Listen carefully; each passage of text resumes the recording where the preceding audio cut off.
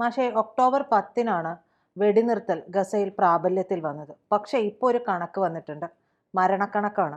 അത് ഉയർന്നുകൊണ്ടേയിരിക്കുകയാണ്. Death toll ഇങ്ങനെ ഉയർന്നുകൊണ്ടേയിരിക്കുന്നു. അപ്പോൾ പിന്നെ എന്തിനാണ് അവിടെ ഈ ഒരു വെടിനിർത്തൽ എന്ന് പറഞ്ഞുള്ള പ്രഹസനമൊക്കെ ഇവർ നടത്തിയത്? എല്ലാവരും അത് ആഘോഷിക്കുകയും ഒക്കെ ചെയ്തല്ലോ. പക്ഷേ മരിച്ചു വീഴുകയാണ് ജനങ്ങൾ മുഴുവനും. അതെ, എന്താണത്? ഗസ മരിച്ചേ തീരൂ, അല്ലെങ്കിൽ ഗസയിലെ മുഴുവൻ മനുഷ്യരെയും കൊന്നു തീർത്തിട്ടേ യുദ്ധം അവസാനിക്കൂ എന്ന നിലപാടാണ് എന്നും ഈ രണ്ടു കൂട്ടരും ഏതാണ്ട് തീരുമാനിച്ചിട്ടുള്ളതാണ്. ഇസ്രായേൽ തീരുമാനിച്ചത് കൊണ്ടാണ് ഇത് ഏകപക്ഷീയമായി ഇങ്ങനെ നടന്നുകൊണ്ടിരിക്കുന്നത്. എന്നാൽ അവസാനത്തെ ഈ ഹമാസ് തീവ്രവാദിയും ജീവിച്ചിരിക്കുന്ന കാലത്തോളം ഞങ്ങൾ ആയുധം താഴെ വെക്കുകയില്ല, ഞങ്ങൾ പൊരുതിക്കൊണ്ടേയിരിക്കും എന്ന മനസ്സാണ് അവർക്കുള്ളത്. ഈ രണ്ടു കൂട്ടരും ഇടപെടാത്തൊരു ഒരു കരാറാണ് അന്ന് അവിടെ ഉണ്ടാക്കിയത്. അതെ. ഈ എന്താണ് ഷെറം ഷെയ്ഖിൽ, ഈജിപ്തിൻ്റെ തീരദേശ ടൂറിസ്റ്റ് കേന്ദ്രമായ ഷെറം ഷെയ്ഖിൽ അന്ന് നമ്മൾ പറഞ്ഞാണ്, അന്ന് മുതൽ നമ്മൾ പറഞ്ഞുകൊണ്ടിരിക്കുന്നുണ്ട് ഇത് പ്രഹസനമാണ്, നടക്കുന്ന കാര്യമല്ല. നമ്മൾ പറഞ്ഞത് വസ്തുതാപരമായ കാരണങ്ങളാലാണ്. ഒന്ന്, പ്രധാനപ്പെട്ട കക്ഷികൾ പങ്കെടുത്തില്ല. അതിൽ ആദ്യം വെടിനിർത്തുന്നു, ഞാൻ വെടിനിർത്തും എന്ന് പറയേണ്ടത് ആരാ? ആദ്യം പറയേണ്ടത് നെതന്യാഹു ആണ്. നെതന്യാഹുവിനെ കൂട്ടാൻ വേണ്ടി ഈ കരാർ ആഘോഷിക്കാൻ വേണ്ടി നേതൃത്വം വഹിക്കുന്ന കാരണവരായിട്ടുള്ള ഡൊണാൾഡ് ട്രംപ് ഈജിപ്തിലേക്ക് പോകുന്ന വഴി ഇസ്രായേലിൽ ചെന്നിട്ട് പാർലമെന്റിൽ പങ്കെടുത്തു, ഘോരമായി പ്രസംഗിച്ചു. പക്ഷെ പോരുമ്പോൾ നെതന്യാഹു പറഞ്ഞു, പ്രസംഗമൊക്കെ നന്നായി, പക്ഷേ കരാർ ഒപ്പിടാൻ നിങ്ങൾ പോയാൽ മതി, ഞാനില്ല എന്ന് പറഞ്ഞു. നെതന്യാഹു ഒപ്പിടാത്തൊരു കരാർ എങ്ങനെയാണ് ഒരു സമാധാന കരാറാവുക? ഒന്ന്. മറുപക്ഷത്ത് പോകേണ്ടത് ആരാണ്? മറുപക്ഷത്ത് പോകേണ്ടത് ഹമാസാണ്. ഹമാസിൻ്റെ പ്രധാനപ്പെട്ട നേതാക്കളെ മുഴുവൻ അതിൻ്റെ തൊട്ടു മുമ്പ് ഖത്തറിൽ ഇസ്രായേൽ നടത്തിയ സൈനിക ആക്രമണത്തിലൂടെ കൊന്നുകളഞ്ഞു. പിന്നെയുള്ളത് അവരുടെ ചിങ്കിടി മുങ്കന്മാരും ഒക്കെയാണ്. അവരിൽ ആരെങ്കിലും ഒരാൾ പ്രതിനിധിയായിട്ട് വന്നോ? ഇല്ല. അപ്പോൾ അതിനെന്താ പറഞ്ഞത്? അവർക്ക് പകരം ഞങ്ങൾ വന്നാൽ മതി. ആര്? അറബ് ലോകത്തെ കുറച്ച് അറബ് രാജ്യങ്ങൾ, സുൽത്താന്മാരൊക്കെ വന്നിരുന്നു. സൗദി അറേബ്യയുടെ, ഈജിപ്തിൻ്റെ, ഈ ഖത്തറിൻ്റെ, സിറിയയുടെ ഒക്കെ, ജോർഡാൻ്റെ ഒക്കെ രാജാക്കന്മാർ വന്നിരുന്നു, മഹാരാജാക്കന്മാർ വന്നിരുന്ന് കരാർ ഒപ്പിട്ട് ഹല്ലേലൂയ പാടിപ്പോയി. യുദ്ധം നടത്തേണ്ടത് ആരാണ്, നടത്തുന്നത് ആരാണോ അവർ നിർത്തണ്ടേ? അവർക്ക് ഇതിൽ യാതൊരു റോളും ഉണ്ടായിരുന്നില്ല. രണ്ടാമത്തെ കാരണം നമ്മൾ അന്നേ പറഞ്ഞതാണ് പ്രഹസനമാണെന്ന്. രണ്ടാമത്തെ ഒരു കാര്യം നമ്മൾ അന്ന് ചർച്ച ചെയ്തല്ലോ. ഈ വെടിനിർത്തൽ കരാറിലുള്ള കണ്ടീഷൻസ് എന്താണ്? വെടിനിർത്തണമെങ്കിൽ ആദ്യം വേണ്ടത് എന്താ? ഗസയിലെ ഹമാസ് തീവ്രവാദികളുടെ നിരായുധീകരണം നടക്കണം. ആകെ ആ കരാറിൽ ആദ്യം പറഞ്ഞത് എന്താ? പിടിയിലായ തടവുകാരെ, അല്ലെങ്കിൽ നമ്മൾ ബന്ദികളെ, രണ്ടു പക്ഷത്തും ബന്ദികളാക്കിയവരെ നിരവധികം തുറന്നുവിടും. അങ്ങനെ തുറന്നു വിടാൻ തുടങ്ങി. അതാണ് ആകെ നടപ്പായ കരാറ്. തുറന്നു വിട്ടപ്പോൾ എന്താ സംഭവിച്ചത്? ഒന്ന്, ഫലസ്തീൻ ഭാഗത്ത് തുറന്നു വിട്ടവരിൽ മഹാഭൂരിപക്ഷവും ഈ ഹമാസ് ആളുകളാണ്. അവർ പുറത്തിറങ്ങി ആയുധം കയ്യിലെടുത്തു.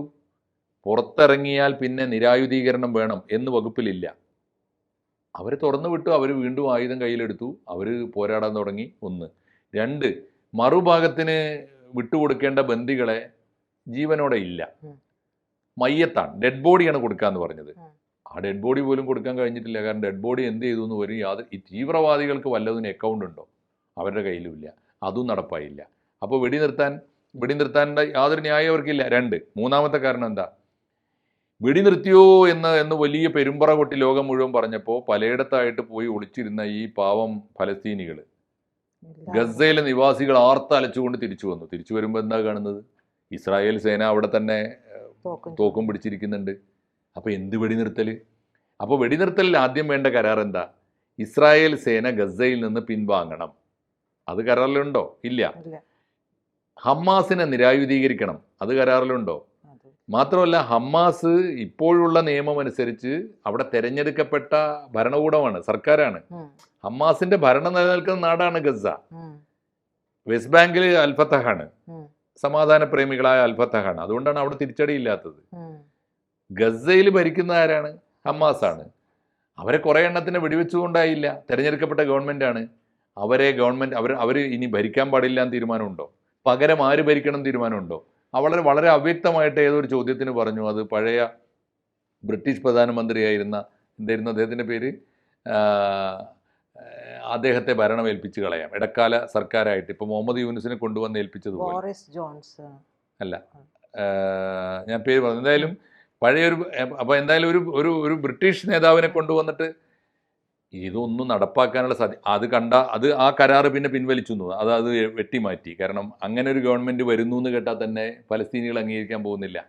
ഒരു ബ്രിട്ടീഷുകാരൻ വന്നിട്ട്, പണ്ട് ബ്രിട്ടീഷുകാർ തുറന്നു പറയുകയും ചെയ്തു, അത് പറഞ്ഞു അവര്. അപ്പോൾ അവരുടെ നിർബന്ധത്തിന് വഴങ്ങിയിട്ട് പിന്നെ ആരാ ഭരിക്കുക?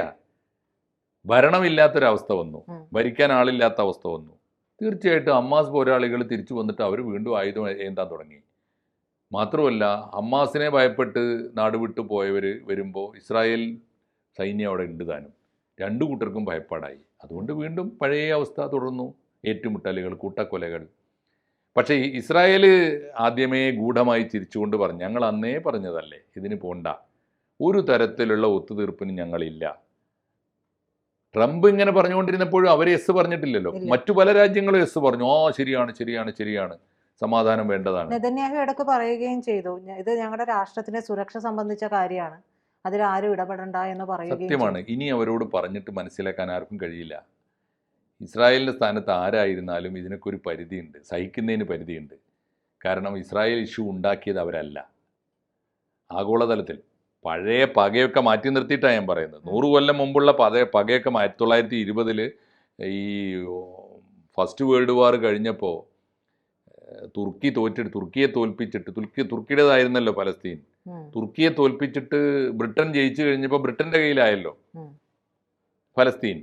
അപ്പോൾ അന്ന് മുതലുള്ള ഇഷ്യൂ ആണ്. മുതലുള്ള ഇഷ്യൂവിലേക്ക്, ഈ വംശീയ വിരോധത്തിലേക്കൊന്നും ഇനി പോയിട്ട് കാര്യമില്ല. 47 ഐക്യരാഷ്ട്രസഭയുടെ 48 ഫോർമുല വന്നല്ലോ. 46 മുതൽ ആലോചന നടന്ന് 47, 48 കാലത്ത് ഫോർമുല വന്നല്ലോ. ഇസ്രായേൽ ഈ ഫലസ്തീൻ എന്ന രാജ്യത്തെ രണ്ടായി തിരിക്കുന്നു. ഒരു ഭാഗം കിഴക്ക് ഭാഗം ഇസ്രായേലും പടിഞ്ഞാറ് ഭാഗം പലസ്തീനും. അത് ആഗോളമായി അംഗീകരിക്കപ്പെട്ട ഐക്യരാഷ്ട്രസഭയുടെ രേഖയാണ്, തീരുമാനമാണ്. ആ ഒത്തുതീർപ്പിൽ ആരാ അംഗീകരിക്കാതെ പോയത്? ഇസ്രായേൽ അല്ല അംഗീകരിക്കാതെ പോയത്, അറബ് രാജ്യം. പലസ്തീന് വേണ്ടി സംസാരിക്കാൻ അപ്പോൾ എന്താ തീരുമാനം? അന്നത്തെ തീരുമാനം, ആ തീരുമാനമായിരുന്നെങ്കിൽ എന്ന് ഇസ്രായേൽ ഉണ്ടാകുന്നുവോ അന്ന് തന്നെ ഫലസ്തീൻ എന്ന രാഷ്ട്രം ഉണ്ടാകും. ഇസ്രായേലിന് ആരൊക്കെ ലോകരാജ്യങ്ങൾ അംഗീകാരം കൊടുക്കുന്നുവോ പലസ്തീനും അംഗീകാരം കൊടുക്കും. ഒരു രാഷ്ട്രമായി തീർന്നാൽ പിന്നെ ആദ്യം അതിന് സൈന്യം ഉണ്ടാകും, അതിർത്തി ഉണ്ടാകും, ഒരു ഗവൺമെൻറ് ഉണ്ടാകും. ഫലസ്തീൻ അതൊന്നും ഉണ്ടായില്ല. ആരാ ഉത്തരവാദി? ഉത്തരവാദികൾ അറബ് രാജ്യങ്ങളാണ്. ഫലസ്തീൻ എന്ന രാജ്യം ഉണ്ടായില്ല. ഫലസ്തീന് വേണ്ടി സംസാരിക്കും, ഞങ്ങൾ അംഗീകരിക്കുകയില്ല. എന്താ കാര്യം? ഇസ്രായേൽ എന്ന രാജ്യം എന്ന് വന്നാലും എവിടെ വന്നാലും ഞങ്ങൾ അംഗീകരിക്കുകയില്ല. അറബ് ലോകം ഞങ്ങളുടെ, ഫലസ്തീൻ ഞങ്ങളുടേതാണ്, പൂർണ്ണമായി ഞങ്ങൾക്ക് വേണം. ഒരു ഒത്തുതീർപ്പ്, ഒരു ഇഷ്യൂ ഉണ്ടാകുമ്പോൾ ഒത്തുതീർപ്പിന് വഴങ്ങണ്ടേ? ആരും വഴങ്ങിയില്ല. അതുകൊണ്ടാണ് ഉണ്ടായത്. അതുകൊണ്ട് മാത്രം സംഘടിച്ച് പണം കൊടുത്ത് വാങ്ങിയ ലാൻഡ് കൂടിയല്ലേ. ജൂതന്മാർ പണം കൊടുത്തു എന്നുള്ളതിലേറെ അവർക്ക് ഒരു രാജ്യം ഉണ്ടാക്കാനുള്ള വലിയ തോതിലുള്ള സാമ്പത്തിക സഹായം കിട്ടി. അന്ന് ലോകമെങ്ങുമുള്ള, അപ്പോൾ വേറെ എന്നുള്ള പലയിടത്തും അവരെ വേദനിക്കപ്പെടുകയും ഒരുപാട് ഉപദ്രവിക്കപ്പെടുകയും, എന്തൊക്കെ പറഞ്ഞാലും ലോകത്തിൽ ഏറ്റവും കൂടുതൽ പീഡിപ്പിക്കപ്പെട്ട ഒരു സമുദായമാണ് അവരെന്നുള്ള വികാരം പൊതുവെ ഉണ്ടായി. പിന്നെ ഒരു ക്രിസ്ത്യൻ ഭരണകൂടം മുഴുവനും, ഭരണകൂടങ്ങൾ, അമേരിക്ക ഉൾപ്പെടെയുള്ള ഭരണകൂടം, ബ്രിട്ടൻ ഉൾപ്പെടെയുള്ള ഭരണകൂടങ്ങളൊക്കെ തന്നെയും ഇവരെ സഹായിക്കുകയും ചെയ്തു. അതിൻ്റെ പുറമെ ജർമ്മനിയിൽ ഇവർ ഹോളോകാസ്റ്റിന് വിധേയരായല്ലോ, ഇവരുടെ ബന്ധുക്കൾ മുഴുവൻ. അതിൻ്റെ നഷ്ടപരിഹാരം കിട്ടി. അതും അവർ ഈ രാജ്യത്തിൻ്റെ പുരോഗതിക്ക് വേണ്ടി ഉപയോഗിച്ചു. അതാണ് ഉണ്ടായത്. അവർ കഷ്ടപ്പെട്ട് നേടിയതാണ്, ഉണ്ടാക്കിയെടുത്ത. ഇനി അവർ പറഞ്ഞത്, ഇനി ഞങ്ങൾക്ക് കാത്തിരിക്കാൻ വയ്യ, ഇനി ഞങ്ങളുടെ സുരക്ഷ 80 കൊല്ലമായി സഹിക്കുന്നു, ഇനി അതിനപ്പുറത്തേക്ക് ഞങ്ങൾ സഹിക്കില്ല, കൊന്നിട്ടെങ്കിൽ കൊന്നിട്ട് ഞങ്ങൾ തീർക്കും എന്നാണ്. ഫിനിഷ് ദ ജോബ് എന്ന് പറഞ്ഞാൽ അതാണ്. അതുമാത്രമല്ല, ഇനി ഞങ്ങൾ, പണ്ട് അവർ പറഞ്ഞത് ഇപ്പോൾ ഇവർ പറയും, ഞങ്ങൾക്ക് ഫലസ്തീൻ ഉപഭൂഖണ്ഡം മുഴുവനായിട്ട് ഫലസ്തീനാക്കണം, അവിടെ ഇസ്രായേൽ പാടില്ല എന്നാണല്ലോ അറബ് ലോകം പറഞ്ഞത്, അറബ് രാജ്യങ്ങൾ പറഞ്ഞു. ഇപ്പോൾ ഇസ്രായേൽ തിരിച്ചു പറയുന്നു, ഞങ്ങൾക്ക് ജോർഡാൻ നദി എന്ന് പറയുന്ന ഒരു ബോർഡറിനെ അംഗീകരിക്കില്ല, ഈ ഉപഭൂഖണ്ഡം മുഴുവനും ഇനി ഇസ്രായേലാണ്, ഞങ്ങൾ അറ്റാച്ച് ചെയ്യും. വെസ്റ്റ് ബാങ്ക് അറ്റാച്ച് ചെയ്തു. ഗസയിൽ ഈ പൊട്ടിത്തെറിക്കുന്ന കാലത്തുള്ള അതുകൂടി ഫിനിഷ് ചെയ്താൽ ഗസയും അറ്റാച്ച് ചെയ്യാൻ പറ്റും. അതുകൊണ്ട് ഫലസ്തീൻ എന്ന പേര് ഭൂപടത്തിലില്ലാത്ത ഒരു ഇസ്രായേൽ വരും, അല്ലെങ്കിൽ ഒരു ലോകം വരും, ലോക ഭൂപടം വരും. അതല്ലാതെ വേറെ വഴിയില്ല എന്നാണ് തീരുമാനം. തന്നെ 70,100 പേരുടെ കണക്കാണ്. 70,100 എന്ന് പറഞ്ഞാൽ ഈ 2 കൊല്ലം കഴിഞ്ഞിട്ടില്ല. 2023 ഒക്ടോബർ 7 തുടങ്ങിയത്. 2 കൊല്ലം കഴിഞ്ഞു അല്ലേ? 24, 25 ഒക്ടോബർ കഴിഞ്ഞു. ഈ കഴിഞ്ഞ ഒക്ടോബർ കഴിഞ്ഞ് നവംബറും കൂടി കഴിഞ്ഞു, അത്രയേ ഉള്ളൂ. എന്തായാലും 1 കൊല്ലം 2 കൊല്ലം 1 മാസവും ആയപ്പോൾ, അല്ലെങ്കിൽ 2 കൊല്ലം 2 മാസവും ആയപ്പോൾ 70,100 ഫലസ്തീനികൾ കൊല്ലപ്പെട്ടിരിക്കുന്നു എന്നാണ് ഇസ്രായേൽ ഔദ്യോഗികമായി പുറത്തുവിട്ട കണക്ക്. എത്രയോ ഇരട്ടി ഉണ്ടാകാം, കാണാതെ പോയവരുണ്ടാകാം, ഒളിച്ചോടിയവരുണ്ടാകാം, ഇപ്പോഴും കണക്കിൽപ്പെടാത്തവരുണ്ടാകാം. അതുകൊണ്ട് അതിഭീകരമാണ്. എനിക്ക് തോന്നുന്നു ജനവാസമില്ലാതെ ഈ മുഴുവൻ മനുഷ്യരെയും കൊന്നൊടുക്കിയിട്ട് ഉണ്ടാകുന്ന ഒരു ഇസ്രായേൽ അല്ലെങ്കിൽ ഒരു പലസ്തീനാണ്, ഒരു ഗസയാണ് ഇനി അവശേഷിക്കുക. ആ അവസ്ഥ, ചോദ്യം ഇത്രയേ ഉള്ളൂ, എവിടെ പോയി ഈ വെടിനിർത്തൽ ആഘോഷിച്ച സുൽത്താൻമാരെവിടെ പോയി? വെടിനിർത്തൽ പ്രഖ്യാപിച്ച ട്രംപ് എവിടെ പോയി? വെടിനിർത്തൽ എന്ന പേരിൽ ലോകമാധ്യമങ്ങൾ കൊട്ടിഘോഷിച്ചല്ലോ. ആ മാധ്യമ ലോകം ഇപ്പം എന്ത് പറയുന്നു? നിങ്ങൾ മനുഷ്യനെ പറ്റിച്ചില്ലേ? ആലോചിച്ച് നോക്കൂ, മീഡിയ മനുഷ്യനെ പറ്റിച്ചില്ലേ? ഇത് നടപ്പുള്ളതല്ല എന്ന് അവർക്കും അറിയാം.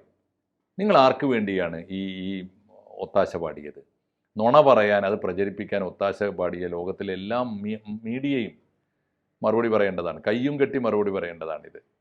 ഒരു കാര്യം ഉറപ്പാണ്, ഒരു ദിവസം പോലും ഗസയിൽ വെടിയടങ്ങിയിട്ടില്ല, വെടി നിർത്തിയിട്ടില്ല, കൊന്നുകൊണ്ടേയിരിക്കുന്നു. ഭീകരമായ അളവിലാണ് ഇപ്പോൾ അത് നടന്നുകൊണ്ടിരിക്കുന്നത്.